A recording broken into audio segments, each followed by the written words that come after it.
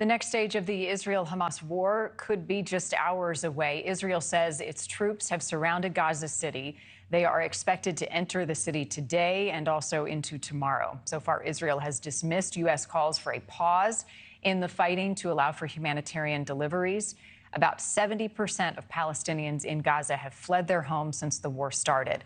There are hundreds of thousands, though, that remain in Gaza City and other parts to the north. Joining me now, Lieutenant General Richard Newton, NewsNation senior national security contributor and former U.S. Air Force Assistant Vice Chief of Staff. Thank you, as always. Your reaction first to Secretary of State Antony Blinken's visit to the Middle East and the surprise stop within the last 24 hours in Iraq. Certainly, Marni, and good morning to you. Secretary Blinken's travel to the Mideast on the heels, by the way, of meeting with Prime Minister Netanyahu on Friday as he was trying to perhaps discuss or even negotiate a humanitarian pause with Prime Minister Netanyahu.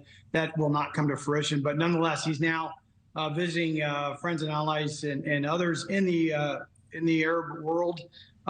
It's a very complex, very combustible national security environment in the Mideast, not only certainly for the United States, but for many of these Arab governments that are friendly to the United States, but they're also facing some challenges literally from the streets with regard to, not only the October 7th attack, but the ensuing offensive operations that's being conducted by Israel. So it's a very difficult time for all parties here. And Secretary Blinken's trying to assuage them in terms of our efforts to absolutely support Israel, but at the same time, calling for efforts to not have the conflict, Marni, spread throughout the Mideast. And my last point is my sources tell me that he's also trying to lay a foundation for perhaps post, the counteroffensive going on right now. What does that security environment look like in Gaza once Israel has, quote, as Prime Minister Netanyahu said, destroyed Hamas? What does that governance look like, and how are they going to restore order? And in addition to that, they also discussed the need to ensure Palestinians are not forcibly displaced outside of Gaza. How do you interpret that? Very difficult situation. The thing I interpret that with is the fact that there are a number of our of nations in the Mideast region, Egypt and Jordan and others, who up to this point have not accepted these Gazan citizens refugees or the Palestinian refugees. And so that creates a significant conundrum because you've got, frankly, 2.1, 2.2 million people stuck in Gaza. Now, what the Israelis have done, now that they've encircled Gaza City, they have created a corridor from north to south to at least get those civilians to flee from what will be continuing combat operations in and around Gaza City, not only on the ground, Marni, but also from airstrikes. And so they've created this corridor to try to get them out of it. The challenge is Hamas still owns that territory. They're going to prevent them from trying to get out of the Gaza City area and literally use them as human shields as they know the Israeli attack and the encirclement is going to get tighter and tighter.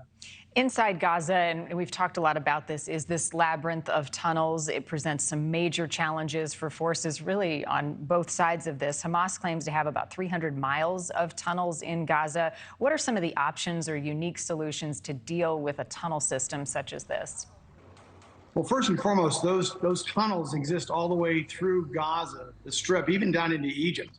But it's as we've talked about before, it's a very urban environment where tanks and artillery and so forth really are not going to be useful there or as useful. And it's going to be, building to building and room to room and so forth. But once they get underground, that's where the Hamas command and control is. That's where they keep their ammunition, their weapons. It's also where the hostages are.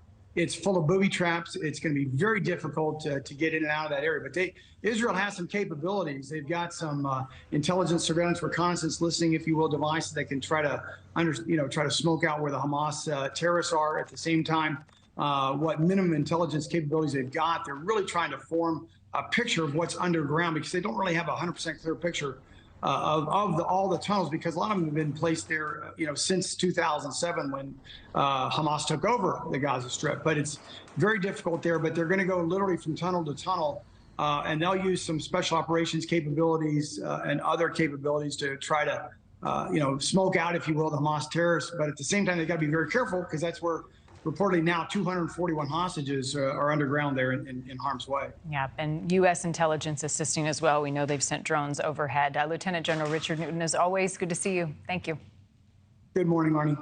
Thank you for watching. Go to newsnationnow.com to find NewsNation on your television provider. And don't forget to click the red subscribe button below to get more of NewsNation's fact-driven, unbiased coverage.